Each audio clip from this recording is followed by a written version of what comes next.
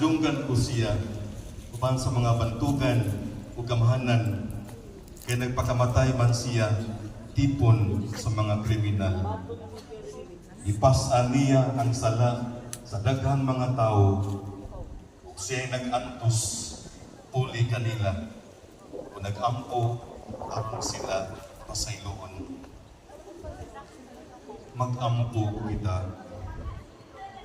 O Diyos, na nagbuhat ka namo sumala sa imong larawan, o nagbuot nga ang imong anak musagubang sa kamatayon tungod ka namo.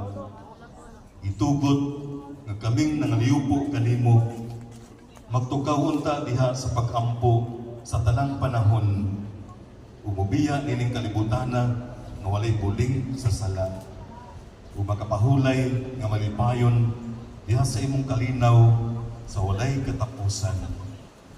Kini among gipangayo pinaagi ni Kristo among Ginoo. Amen.